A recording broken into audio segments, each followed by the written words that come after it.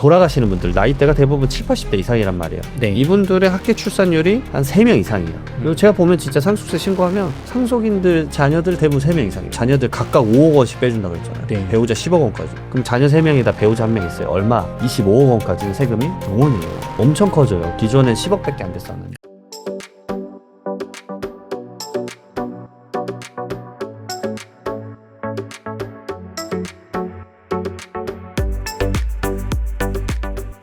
오늘은 세무법인 리치의 이장원 세무사님을 모시고 상속세, 증여세에 대한 말씀 들어보도록 하겠습니다. 대표님 안녕하세요. 네, 반갑습니다. 대표님 오늘 윤석열 대통령의 파면 네. 인용 선고가 났습니다. 맞습니다. 그래서 오늘이죠. 네, 75년 만에 상속세 개편안이 원래 5월달 처리 예정이었잖아요. 맞습니다. 국회에서. 국회 올라갈 거죠. 이쪽에 큰 변화가 있을 것 같은데 탄핵 때문에. 아, 진짜 이게 저 오늘 딱 보자마자 이제 저야 뭐 이제 세금만 하는 뭐 세금 쪽을 전문으로 하는 사람이니까 네. 특히나 상속세를 제가 많이 하니까 그래서 보면서 다양한 생각 들었어요. 막 주택 세금 정책이나 뭐 어떻게 될 것인가. 네. 근데 사실 이런 큰 혼선이 일어나면 대부분 미궁 속으로 빠집니다. 근데 이제 이것에 대해서 자세하게 말씀드리기 전에 지금 75년 만에 상속세 개편안이 나왔는데 이게 뭔지 아직도 모르시는 분들이 있어서 맞아요. 요거 먼저 좀 말씀드리고 그다음에 그러면 앞으로 어떻게 된다는가도 좀 말씀드리겠습니다. 좋습니다. 대표님 그러면 이제 75년 만에 상속세 개편안이 나왔는데 좀 어떤 내용으로 나온지 말씀해 주세요. 우선은 제가 예를 들어서 뭐 20억 있다 죽었다라고 가정을 해볼게요. 그럼 네. 지금 대한민국 상속세는 20억에 대해서 총괄로 계산합니다. 그래서 간단하게 뭐 공제 뭐 배우자가 없으면 5억 원, 배우자 있으면 뭐 10억 원 빼고 뭐 계산하는 건데 그럼 꽤 많이 나와요. 이제 내가 금액이 크니까 누진 세율 때문에. 네. 20억 정도면 뭐 이제 채무나 이런 액수를 봐야 되긴 하겠지만 그쵸. 뭐 4, 5억 정도씩 나오세요. 그러니까 엄청 큰 돈이죠. 그쵸. 4분의 1이니까. 네, 커요. 꽤 큽니다. 그래서 엄청 큰데 요거를 이제 이렇게 바꾸는 겁니다. 각 상속인. 그러니까 돌아가신 분이 피상속인인데 살아계신 분이 상속인이에요. 그래서 이 상속인이 받은 만큼 내는 거예요. 말 그대로 20억이 있는데 극단적으로 자녀가 10명이다. 네. 그러면 2억씩 줬다. 그러면 2억씩 각각 계산하는 거예요. 그러니까 세율이 낮아져요. 그쵸. 그러니까 우리나라 상속세는 누진세율이라 1억 원까지는 10%야. 5억 원까지 20%, 뭐 10억 원까지 30%, 뭐 30억 원까지 40%, 30억 원 넘어가면 50%, 뭐 이런 식인데 네. 그 누진세율이 높은 걸로 안 가니까 분산되니까 세금이 낮아지는 거고 두 번째로 더 낮아지는 게 이제 이유가 가장 핵심적으로 이거예요. 상속인마다 공제되는 건데 그 상속인 자녀가 기본 5억을 빼주는 거예요. 그럼 아까 말씀드렸던 자녀 10명인데 네. 2억씩 줬는데 각각 5억씩 공제가 되니까 세금이 0원이 나올 수도 있는 거예요. 아, 되게 좋네요. 확 줄어들어요. 아, 부담이 준다. 네, 그리고 배우자 같은 경우도 지금 방금 말씀드렸지만 배우자가 있으면 기본 공제가 5억이에요. 기본. 네. 최대 30억 원까지 받을 수 있는데 이것도 오케이 10억 원까지 늘려줄게. 기본 공제가 배우자 공제가 껑충 올라가요. 그리고 이제 가장 쥐약인 거, 제가 이제 옹달책방에서도 많이 말씀드렸던 건데 돌아가시기 전에 10년간 상속인에게 증여한 것, 그다음 돌아가시기 전에 5년간 상속인 이외의자에게 증여한 것을 이 상속재산 포함해서 계산을 해요. 그러니까 막 살아생전에 뭐 자녀에게 전세금을 줬네, 뭐네, 뭐 이런 거 안 걸려 하시는데 돌아가시면 계좌 10년치 걸 다 확인해서 한 번에 잡아내는 거거든요.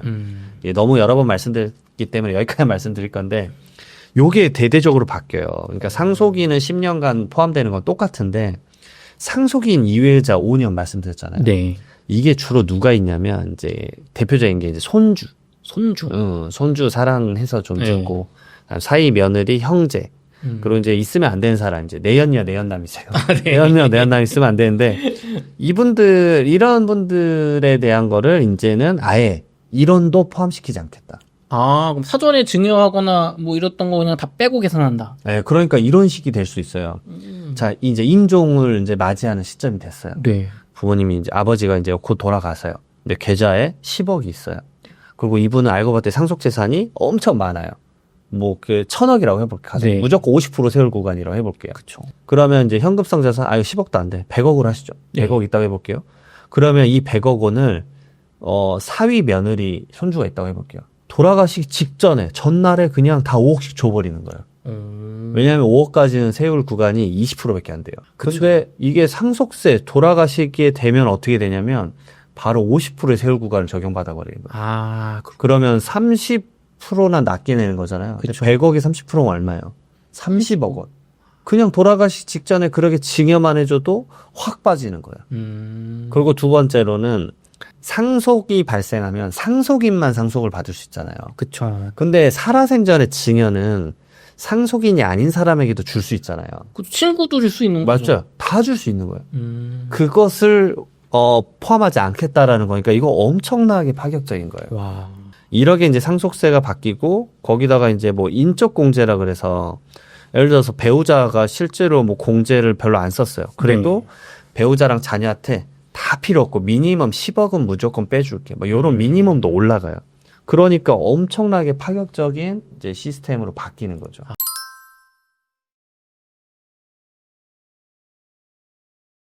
근데 세무사님 이렇게 75년 만에 상속세 개편이라고 하는데 말씀해 주신 것처럼 세금을 많이 깎아주는 방향으로 이게 변하는 이유는 뭔가요? 우선은 75년 딱 얘기 들으시면 아 진짜 너무 오래되지 않았어요. 제 아버지보다 나이가 많더라고요. 1950년도에 상속세 및 증여세법, 그때는 사실 상속세랑 증여세법 별도였어요. 네. 그러니까 그때 생긴 이후로 처음 바꾸는 거예요. 이 개편이 엄청난 거죠. 예, 기존에 다른 자질구레한 건 좀 바뀐 적이 있었는데 이렇게 뜯어 고치는 건 처음이에요. 그러니까 엄청난 개편이거든요. 그러니까 이거를 말씀드리는 이유가 기존의 상속세가 그러게 대중적인 세금이 아니었어요. 보통의 세금이 아니었단 말이에요. 근데 지금은 이제 사실 찌르면 나와요. 그러니까 저 이런 식이에요. 제가 곧 찍을 건데 제 컨텐츠에서도 헬리오시티 갖고 있으면 얼마, 상속세 얼마 딱딱딱딱 하는 거 찍어버릴 거예요. 그러니까 아파트 한 채 갖고 있으면 5억, 3억 막 기본이에요. 그러니까 숨도 못 쉬게 턱턱 막히니까 요것에 대해서 이제 그 여야 모든 분들이 얘기했잖아요. 주택 한 채 있는데 상속이 발생해서 주택이 파는 일이 없게 만들겠습니다. 그러니까 그것의 일환으로 이제 기획재정부에서 이 안을 낸 거죠. 그래서 진짜 이 개편안이 나오면 얼마나 그러면 상속세 내는 사람이 줄어드냐. 그쵸. 뭐 가장 많이 물어보시는 게 그거예요. 근데 제가 이거 지표 보니까 지금 돌아가시는 분들 나이대가 대부분 7, 80대 이상이란 말이에요. 네. 이분들의 학계 출산율이 한 3명 이상이에요. 그리고 제가 보면 진짜 상속세 신고하면 상속인들 자녀들 대부분 3명 이상이에요. 그러면 보세요. 자녀들 각각 5억 원씩 빼준다 그랬잖아요. 네. 배우자 10억 원까지. 그럼 자녀 3명이다 배우자 1명 있어요. 얼마? 25억 원까지는 세금이 영원이에요. 엄청 커져요. 기존엔 10억밖에 안 됐었는데. 그쵸. 그러면 이 15억 원이나 늘어나면 얼마나 상속세 내는 비중이 빠지냐. 2023년 기준으로 보면 간단합니다. 80%가 빠져요. 낼 사람들. 네. 그러니까 지금 한 2만 명이 내거든요. 네. 상속세 신고하고 뭐 그런 식인데 여기서 80%니까 16,000명이 이제 상속세 걱정을 안 해도 되는 거예요. 그러니까 사실 지금 이거 보고 계신 분 중에 서울 경기권이다. 주택 한 채 있다. 주택 가격 10억 넘어간다. 100% 상속세 내는 분이에요. 거의 그럴 확률이 아주 높은데 그분들이 거의 다 빠져나간다는 거예요. 그러니까 이제 서민에게 이제 엄청나게 고통스러운 세금이 아니게 되는 거죠. 근데 세금의 이런 대대적인 개편이 호락호락할 리가 없어요. 네. 제가 그거를 이제 지금부터 좀 말씀을 드려볼 건데 네. 이게 3월에 기재부에서 이게 나왔고 그 다음에 4월에 공청회를 엽니다. 그 공청회를 하는 곳에 그 학회에 저도 가입이 돼 있어요. 그래서 네. 저도 그걸 받았어요. 오려면 와라. 그래서 뭐 날짜 되면 가겠다 뭐 이렇게 이제 생각을 하고 있는데 그리고 5월 달에 이제 그 공청회 열고 별일이 없으면 요게 법회 국회로 넘어가는 거예요. 네. 근데 제가 이제 이걸 긍정적으로 제 채널에서도 여러 번 말했는데 조금 힘들 것 같다고 생각 드는 게 뭐냐면 오늘 그 뉴스 때문에. 대통령 파면. 예. 그러니까 이게 정치적인 얘기를 하는 게 아니라 그분이 이제 결국은 이제 되셨잖아요. 네. 파면이 됐단 말이에요. 그러면 어떻게 되냐면 60일 이내에 그 다음 대선을 치러야 돼요. 그러니까 벌써 이미 뉴스 보시면 아시겠지만 21대 대통령 선거 일정이 나왔더라고요. 쭉 나왔어요. 그래서 뭐 선거인단 등록하고 그 다음에 최종 신고 시작하고 그게 언제냐면 죄다 5월이더라고요. 그러면 5월에 지금 속된 말로 바빠 죽겠는데 과연 이게 이게 처리되려면 국회에서 여야가 합의해서 그 찬성이 더 많아야 통과되는 그렇죠. 거죠. 5월 달에. 그때 통과가 되면 26년과 27년에 시스템 구축한 다음에 28년부터 하겠다라는 거예요. 이거 25년에 되는 것도 아니에요. 28년부터 한다. 네. 25년 국회 통과되면 28년부터 해줄게요. 그만큼 대대적인 이제 변동이거든요. 네. 근데 5월 달에 와. 관심도 없을 것 같은데. 여러분들 대선이 시작되면 어떤 느낌인지 아시잖아요. 대선 레이스는. 네. 진짜 목숨 걸고 하시잖아요. 그쵸. 그러니까 오히려 저는 이 생각이 드는 거예요. 이거는 속된 말로 이렇게 저기 뒤편으로 밀리고 네. 어떤 분들이든 간에 이게 그걸로 나올 것 같아요. 공약으로 나올 것 같아요. 예. 저는 그러게 보여요. 나는 요렇게 깎아줄게, 나는 저렇게 깎아줄게 네. 하면서 그러니까 날 찍어줘라. 네, 맞아요. 왜냐하면 상속세가 이미 연초부터 그 계엄령 터지고 나서부터 파퓰리즘으로 바뀌었어요. 여는 이렇게 하겠다, 야는 이렇게 하겠다.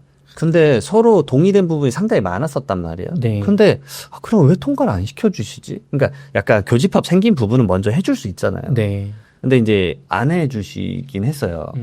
그러다가 이제 결국 이런 이제 결론이 나왔잖아요. 그러면 개인적으로 또 이럴 수도 있어요. 지금 이렇게 혼란한 상황에 만약에 이게 통과가 돼도 이슈를 삼을 것 같은 거예요. 왜냐면 아니 내가 대통령 되면 이렇게 하려고 그랬는데 왜 통과를 시켜버린다고? 이게 만약 그게 이제 자기 당인지 아닌지에 따라서 달라질 수 있잖아요. 네. 그러니까 정말 조심스러울 것 같아요. 그러니까 항상 이렇게 뭔가 이제 그 엄청 중요한 분이 지금 이제 다 바뀌는 상황이잖아요. 이 상황에서는 제 개인적으로 경험인데 다 스탑이에요. 복지부동. 네, 올 스탑. 그리고 주인공 바뀐 다음에 뭔가를 이제 다시 좀 하자라는 분위기로 분명 바뀔 것 같아요. 그러면은 5월에 이게 통과가 안 된 법안이 폐기가 되는 건가요? 폐기를 하진 않을 것 같은데 네. 문제는 이게 국회에 결국 올라갔는데 이거대로 안 돼. 네. 그러게 되면 제 개인적으로 시나리오는 이거예요. 매년 7월 말에 세제 개편안이 나와요. 네. 그러면 공약을 내셨던 분이 있을 거잖아요. 그쵸. 근데 제 장담한데 상속세는 무조건 공약에 한 줄은 쓸 것 같아요. 이게 많이 이슈가 여론에 됐었기 그쵸. 때문에.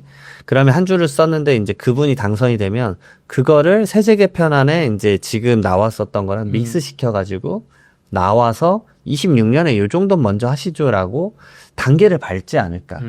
개인적으로 그 생각은 들어요.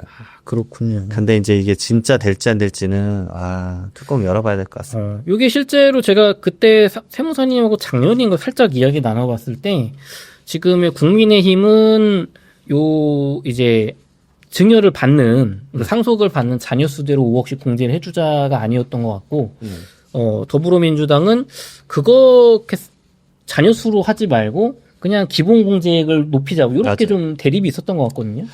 그 당시 시점에 사실 일괄 공제 그러니까 그냥 지금 상태에서 그러니까 받는 만큼 상속세 내는 유산 취득세는 솔직히 말하면 여야가 말한 적은 없어요. 이건 기재부 아니에요.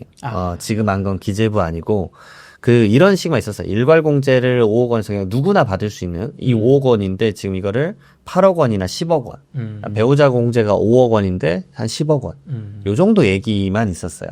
거기다 이제 뭐 당마다 좀 다르지만 이제 그 여당 같은 경우는 이제 최고세율을 좀 낮추자. 네. 뭐 배우자 상속공제를 폐지하자. 그러니까 배우자한테 주는 거 다 빼주자. 뭐 이런 얘기였고 그다음에 뭐 야당은 또 다른 의견이 있어요. 왜냐하면 최고세율 깎는 거는 부자 감세다. 그래서 그거는 건드리면 안 된다. 뭐 이런 의견이었고 유산 취득세 얘기는 한 적이 없었기 때문에 오히려 더 혼선스럽죠. 이제 기재부 어찌 보면 이게 정부 아니잖아요. 그렇죠. 정부 안은 유산 취득세에다가 말 그대로 자녀 공제까지 막 5억 원을 해줘 버리니까 여야가 생각하는 거랑은 지금 좀 달라요. 그러니까 여야 정부는 조금씩 생각하는 게 지금 다 다르기 때문에 결국은 이게 이제 새로 이제 대통령 당선되시는 분이 교통 정리를 좀 해가지고 이렇게 해보시죠라고 정리하지 않을까. 근데 그 시간이 또 걸려요. 그러니까 제가 걱정되는 거는 뭐냐면 저를 찾아오시는 사전 상속 이제 플래닝 하시는 분들은 애가 탄대요. 아니 작년에 된다고 하지 않았냐. 근데 올해도 된다고 하지 않았냐. 아니 3월 지금 기재부에서 낸 거 5월 통과되면 되는 거 아니었냐. 또 미뤄져. 애간장이 타는 거예요. 언제 또 돌아가실지도 모르고. 네, 맞아요. 그러니까 제가 할 수 있는 말은 미리미리 어떻게든 이제 이 사전에 상속세를 줄일 수 있는 방안에 대해서 계속 말씀을 드리고 플래닝을 짜주는데 가장 획기적인 건 이 제도가 바뀌는 거거든요. 이게 저도 세무사님 얘기 들어봤을 때 만약에 정부 기재부안대로 되면 자녀당 5억씩 공제해주면 나는 뭐 30억 준데 세금 한 푼도 안 내. 맞아요. 근데 지금 어떻게 될지 몰라가지고 미리 증여하면서 세금 막 몇 억씩 냈어. 근데 이거 통과되면 어떡해? 돌려받지도 못하는 거죠. 그렇구나. 그거죠. 돌려받지를 못하는. 네, 증여세 냈던 건 그냥 그대로 날아가 버리니까. 그러니까 물론 이제 증여를 해줬던 게 나쁜 건 아니죠. 왜냐면 그 자녀가 그 돈을 가지고 뭐 이게 개편되면 28년도부터니까 네. 3년간 그걸로 뭐 예를 들어서 내가 가상자산을 잘 해가지고 네. 수익을 많이 창출했다 이러면 좀 나이스할 수 있잖아요. 자녀 입장에서 마중물이 필요할 수 있으니까. 근데 그 세금을 돌이킬 수 없다라는 점. 그러니까 이러지도 못하고 저러지도 못하고. 그래서 저도 이제 사전 상속 이제 이렇게 상담해 드릴 때 요거 개인적으로 지금 상황에서는 우선은 뒷전으로 좀 밀릴 것 같다. 그러니까 오늘 이렇게 결과가 나오니까 더 확실하게 말할 것 같아요. 이제 약간 뒷전이다. 28년까지 안 되니까 우선은 요거 생각해 보셔야 될 것 같다. 그리고 새로 나오는 상황에 맞춰서 저는 누구보다 빨리 그걸 이제 해석을 해서 네. 이걸 안내해 드릴 거예요. 좋습니다. 또 이제 대선 레이스가 시작되고 어떤 공약이 나오게 되면 또 초대해서 말씀 들어보도록 하겠습니다. 그렇죠. 그때 5월은 분명 이제 그 대선 공약 관련된 유튜브 영상이 엄청 많아질 것 같아요. 맞아요. 네, 네. 그때 뭐 세금 쪽으로는 좀 한번 말씀 올리겠습니다. 좋습니다. 저희 2부에서 이어서 지금 전문직 분들이 너무 힘들어 하신다고 하는데 아, 장난 아니에요. 요 분들을 위한 좀 마케팅 요 이야기 좀 나눠보도록 하겠습니다.